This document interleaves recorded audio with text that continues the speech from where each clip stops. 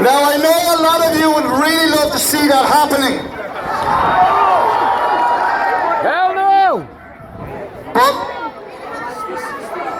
no, well, that's not the way it works. In any event, if they want to arrest me, they know where I am. I'm right up here.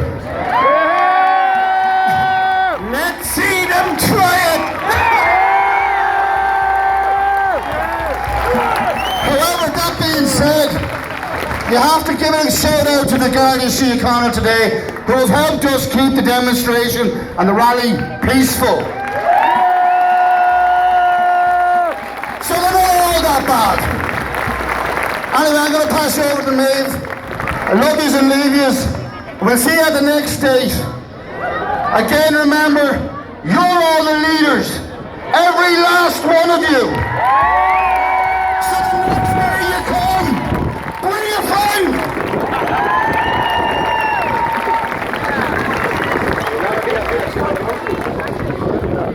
Thanks everybody. I know everyone's really tired. It's been a long day, but we have 3 more amazing speakers, and I'd like to introduce the next one. Her name is Una McGurk, and she's Senior Counsel and a barrister. So please give a big round of applause for Una.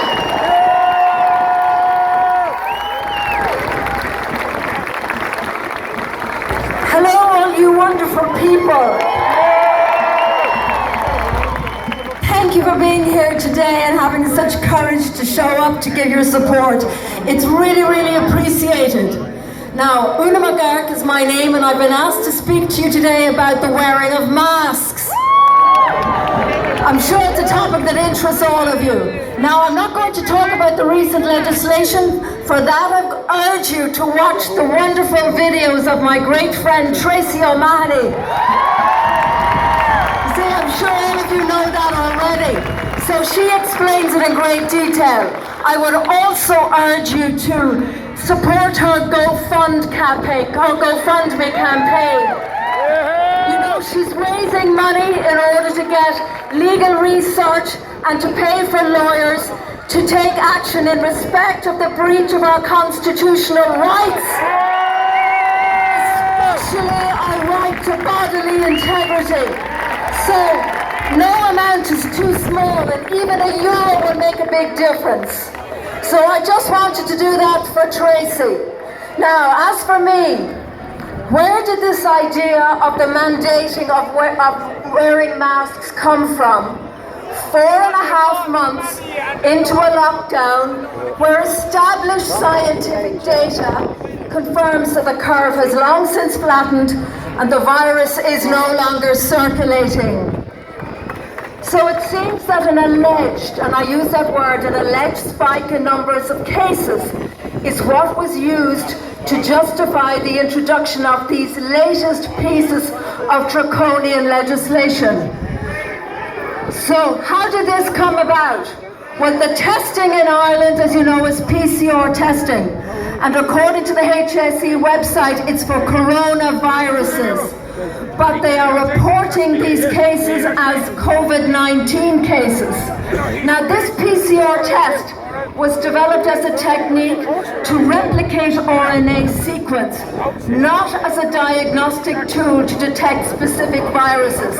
And to this day, it cannot test or detect any specific virus, only general coronaviruses. And as we know, even the common cold is a coronavirus. So if someone tells you that the case count is rising, that means there is no more testing. And it's very simple.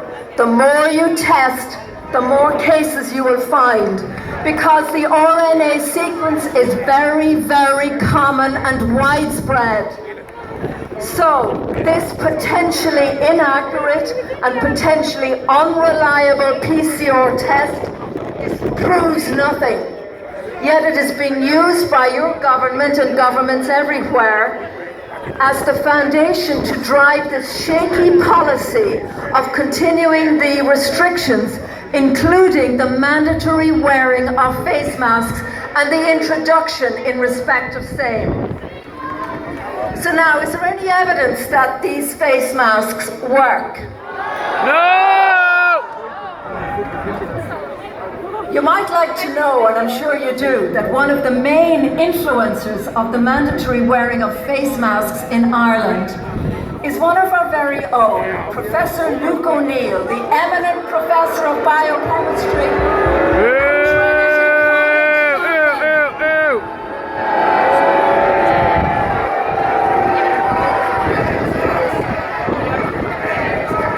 A man who, as you all know, has close financial links with various big pharmaceutical companies. At least one of which is involved in the making of components for a COVID-19 vaccine. Professor O'Neill initially claimed that face masks offered no protection. You might have heard him on the Late Late Show saying that. He then subsequently changed his mind, telling us that the science told him stuff, but he never actually specified what the stuff was. Now he's latched onto a study in the Lancet Journal which claims that masks do offer protection. But this is a report that was commissioned by the World Health Organization. It was partly funded by them. And it was a general observational study only and related to other issues other than the wearing of masks. And this study contains no randomized trials. It has also been criticized by other experts. But this study has emboldened Professor O'Neill to call for the mandatory wearing of face masks in Ireland. And as a consequence, Professor O'Neill is now recommending also that it would be very sensible for secondary school children to wear masks at school.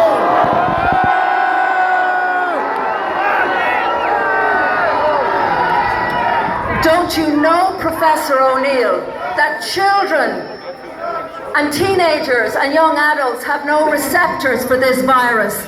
So why should they have to wear masks at school just because you say so?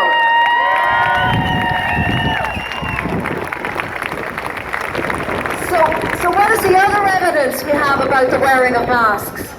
Well, the other side of this debate is that masks cause damage to your health.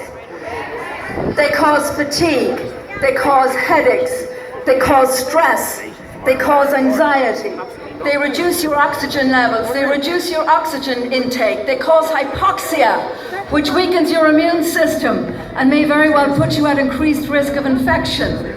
Low oxygen also promotes inflammation, which, as you know, is the root cause of all disease, and promotes the growth, invasion and spread of cancer. This is what happens when you have low oxygen. But don't take my word for it. Take the word of all those eminent doctors like Dr. Russell Blaylock, a neurosurgeon and an author, Professor Dolores Cahill,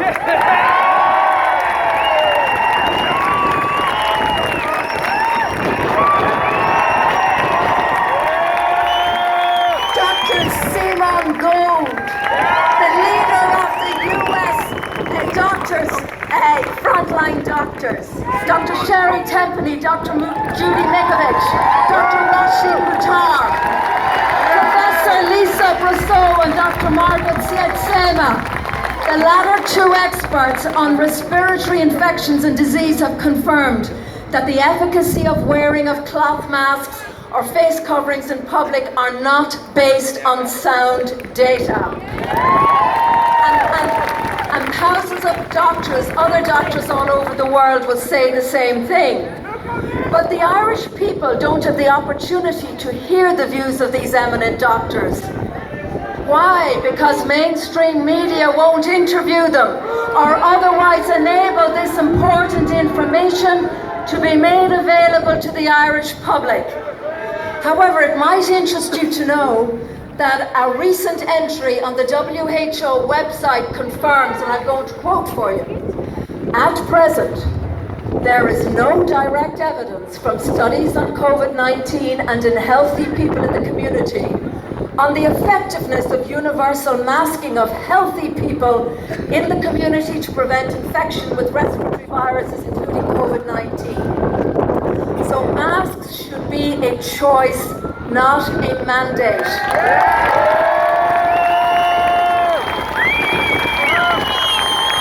If you want to wear a mask, that's fine. If it makes you feel safe, that's absolutely fine. Everybody respects that. But it should not be a mandate. And indeed, Health Freedom Ireland stand for freedom of choice on this issue.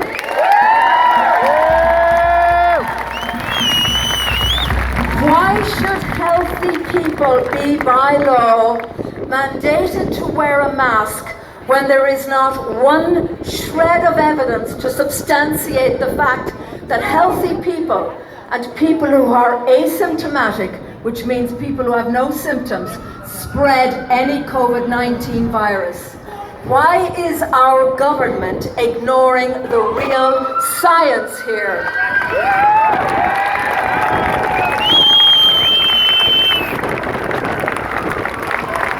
It's because the rules are being driven by politics, not real science.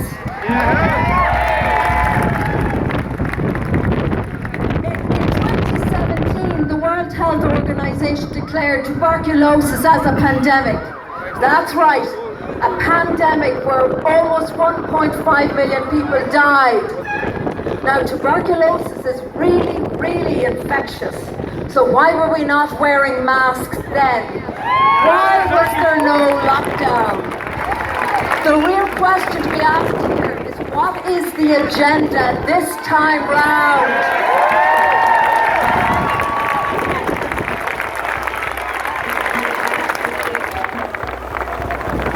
What's happening here is a gradual erosion of our civil liberties. And I will conclude by saying that the reality is that the wearing of masks has little to do with protecting your health or someone else's. It has everything to do with testing how compliant you are.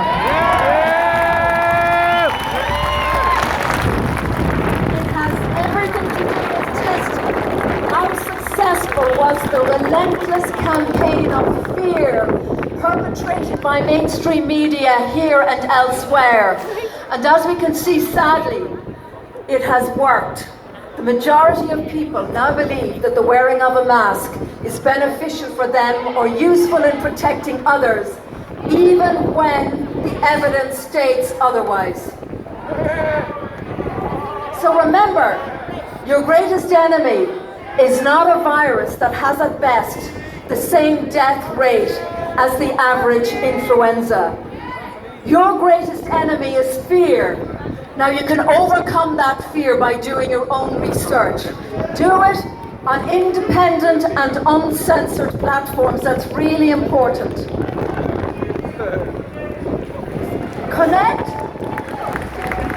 Connect also with Source Creator. Remember, you're always divinely loved. And I'm going to leave you with a quote attributed to one of the great founding fathers of the US, Benjamin Franklin, who said, "Those who would give up essential liberty to purchase a little safety deserve neither liberty nor safety."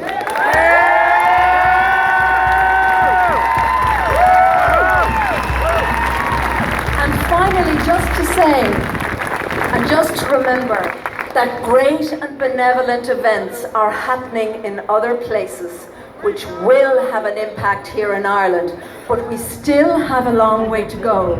So in the meantime, stay safe, love and support one another. God bless you all. God bless you!